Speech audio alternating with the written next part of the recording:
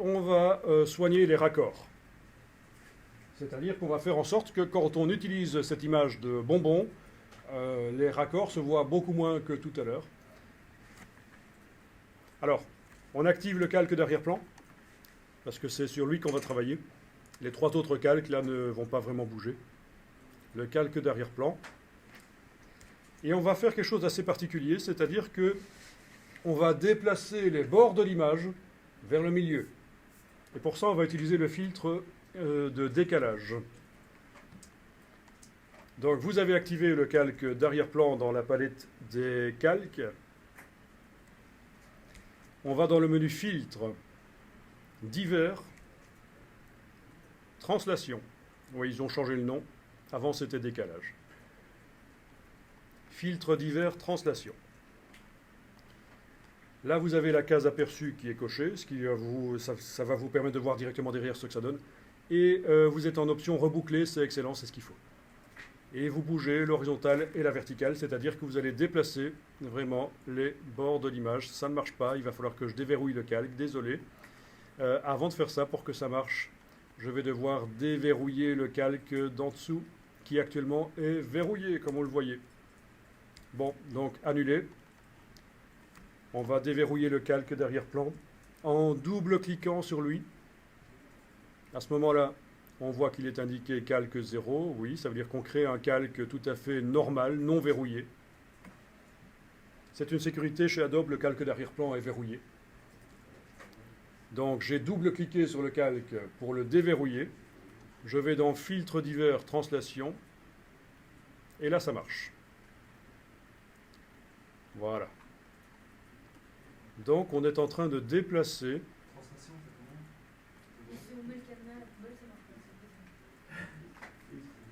Donc c'est le double clic sur le. Tu as essayé de mettre le cadenas à la poubelle? Ouais. Ça a marché? Oui, apparemment, il a disparu. Donc, Ah super. je sais pas. Ben ça devrait marcher alors, oui. Donc on a un calque tout à fait normal, il n'est pas verrouillé au niveau de sa position. Et d'ailleurs il était totalement verrouillé aussi au niveau de l'opacité. Mais donc là, en allant dans Filtre divers, Translation, on arrive à déplacer les bords de l'image vers l'intérieur. Et donc ce qu'on voit là, c'est ce qu'on avait tout à l'heure quand on a utilisé l'image pour la répéter plusieurs fois côte à côte. C'est un problème de raccord. Mais vu qu'il est au milieu, maintenant on va pouvoir le travailler, l'améliorer, le maquiller, les raccords. Donc je clique sur OK et c'est bon.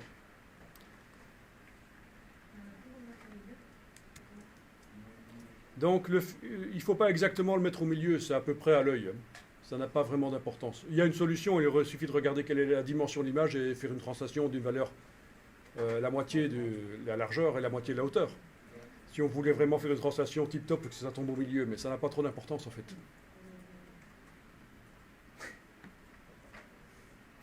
Alors donc ça veut dire que dans cette image, les bords sont raccords. Par exemple ici je vois deux bonbons qui passent vers la gauche, ils réapparaissent vers la droite. Je vois un bonbon qui descend vers le bas, ici, il réapparaît vers le haut. Donc les bords de l'image sont au raccord, puisque c'est le milieu de l'image qui a migré, qui s'est déplacé vers les bords maintenant.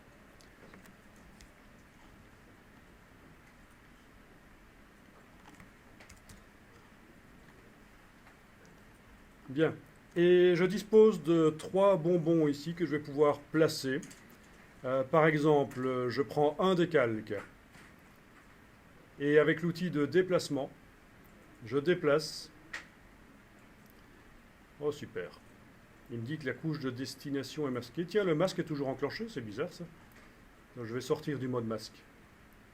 Voilà. Je ne sais pas pourquoi, le masque était toujours enclenché chez moi.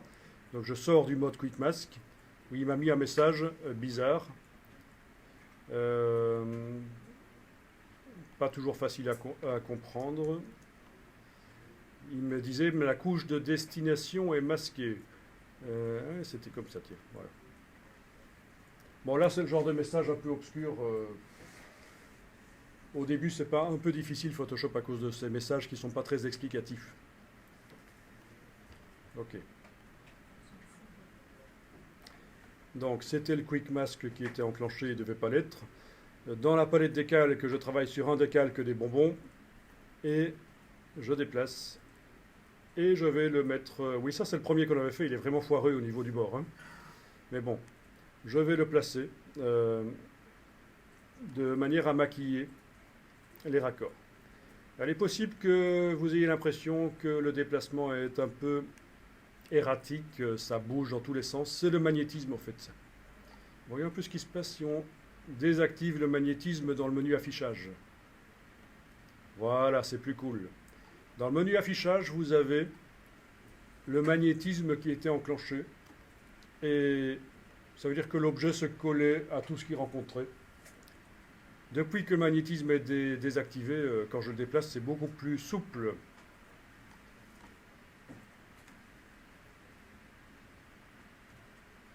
Voilà. Je vais activer un autre bonbon, donc j'active un autre calque et je déplace. Voilà, et ça va maquiller les raccords. Encore un autre, et je déplace. Voilà, et on peut les superposer, hein, le troisième ici, qui est sous celui-ci, hein, c'est un empilement. Le troisième ici, qui est celui parmi les trois qui est au plus bas niveau, forcément, il passe sous les autres. Ok, ça marche?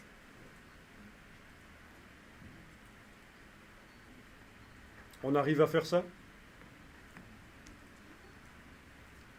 Exactement, sur les bords, vous devez ne pas dépasser en fait, hein. C'est-à-dire pour celui-ci, voilà. Il ne faudrait pas faire ça en fait, hein. Sinon ça recrée un problème de raccord. Parce qu'il ne réapparaît pas par la gauche lui, hein. Donc il faut faire attention sur les bords, il faut pas, il faut aller jusque la limite du possible, voilà.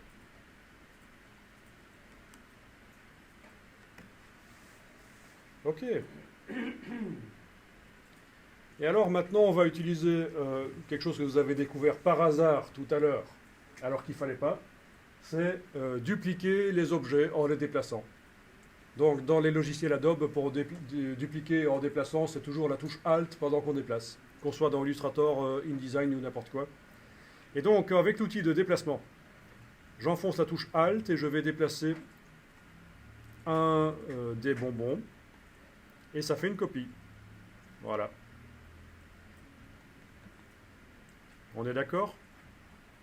J'ai maintenant 4 calques de bonbons, j'ai une copie du calque 2.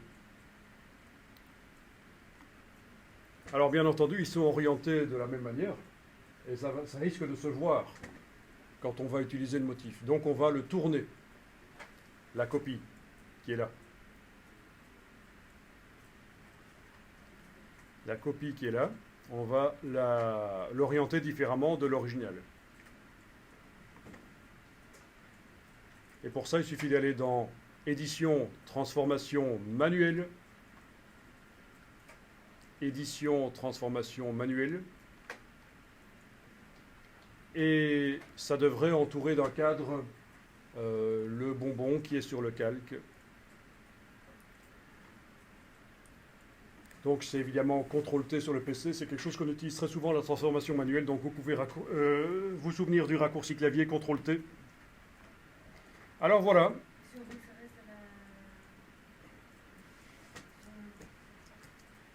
Donc en effet, si on veut que les proportions soient gardées quand on modifie la dimension, pendant que je prends une poignée du coin, je dois enfoncer la touche majuscule, lâcher le bouton à souris, puis la touche majuscule, quand c'est terminé. Donc la touche majuscule, je la lâche après le bouton à souris. Et ça, c'est quand on prend des poignées du coin. Bon, mais normalement, pour le travail ici, il n'y a pas besoin de vraiment modifier la dimension, sinon ça va paraître bizarre, parce qu'ils ont tous la même dimension, en fait, hein. Mais bon, pour répondre à la question, oui, en effet, c'est la touche majuscule, pas verrouillage majuscule, la touche majuscule, pendant que je prends une poignée du coin, pour garder les proportions de l'objet. Mais alors, ce qui m'intéresse ici, c'est de mettre le pointeur en dehors du cadre, de manière à pouvoir tourner. Voilà, j'oriente différemment, puis je repositionne si je veux. Au centre ici, vous avez une cible, c'est le centre de rotation en fait. Si vous la déplacez, ne vous étonnez pas que après, quand vous allez tourner, ça va tourner bizarrement autour de la cible. Donc ça n'a aucun intérêt dans ce cas-ci de la déplacer la cible, mais parfois on la déplace par erreur.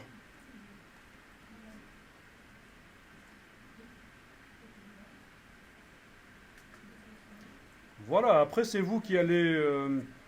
ah oui, il faut évidemment valider la transformation avec la touche entrée, sinon vous n'allez pas réussir à faire autre chose dans Photoshop. Hein. La touche, la grosse touche sur le clavier, la touche retour chariot ou la touche entrée, vous validez, ou le petit V qui est là au-dessus quand vous êtes en transformation manuelle. Voilà, le petit V. Voilà, voilà. Donc à partir de là, vous pouvez activer d'autres calques, touche Alt et déplacer, CTRL T, tourner, positionner ailleurs. Voilà.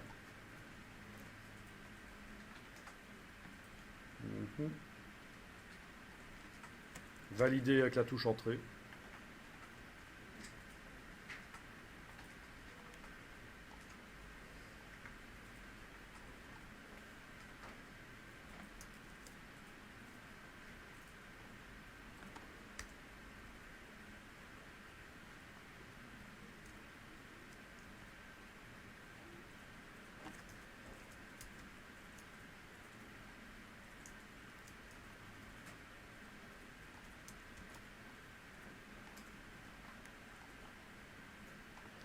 Donc la technique qu'on vient de voir, c'est faire des motifs au raccord quand on a affaire à des motifs qui montrent des objets vraiment bien séparés les uns des autres. Ça pourrait être des feuilles d'arbres, ça pourrait être des boules de Noël, n'importe quoi. Voilà la technique. Après, on va avoir une technique qui est plus adaptée aux textures. Des textures qui sont au départ assez unies.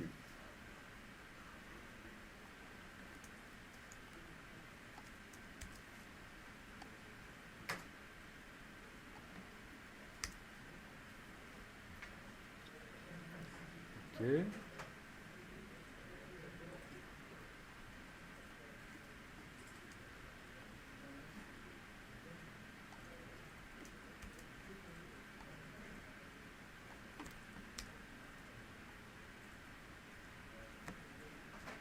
Voilà, voilà.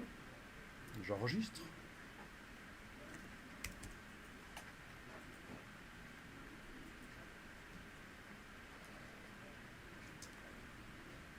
Bien. Il y a juste un truc qui paraît bizarre, c'est qu'il y a certains objets au niveau de la sélection, surtout le premier, il est foireux. Autre chose, il manque sous ces objets une ombre.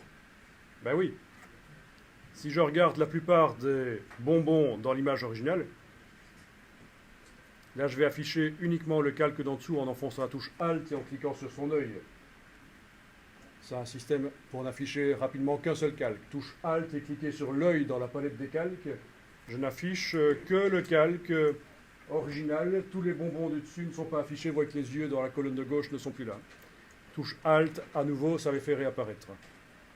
Donc, si je fais ça, c'est pour vous montrer sur l'image originale que sous les bonbons originaux, il y a logiquement une ombre sous eux. Ils font une ombre sous les bonbons d'en dessous. Et tous les bonbons que j'ai rajoutés là, ils n'ont pas d'ombre. Donc, ça peut passer, mais c'est quand même un peu bizarre. On va voir si on peut mettre une ombre sous eux. Bon, alors, pour répondre à ta question, tu as eu l'impression tout à l'heure qu'en appuyant sur une touche, les couleurs sont devenues fort fades. Comme si c'était du print. Tu as peut-être enclenché la simulation de la pression. Dans le menu affichage, couleur de l'épreuve, CTRL Y, comme ça. Donc, voilà, c'est ça. Couleur d'épreuve. Donc, c'est une simulation de ce que ça donne à l'impression parce que l'offset n'est pas capable d'imprimer des couleurs aussi vives. Et donc, voilà, c'est ce qui t'est arrivé tout à l'heure. Et comment on fait pour changer ça? On refait CTRL Y? Oui, oui, c'est dans couleur d'épreuve, ça s'enclenche là. Et évidemment, on peut indiquer quelle épreuve on veut, hein, parce qu'il y a plusieurs types d'offset suivant le type de papier qu'on utilise. Donc, voilà, voilà. On peut même simuler d'autres épreuves qui ne sont pas offset. Hein. des périphériques RVB même. Si je veux voir ce que ça va donner sur une télévision, je vais pouvoir le simuler par là. Mais c'est une autre histoire. Donc ça, c'était pour répondre à ta question. C'est certainement ça que tu avais fait.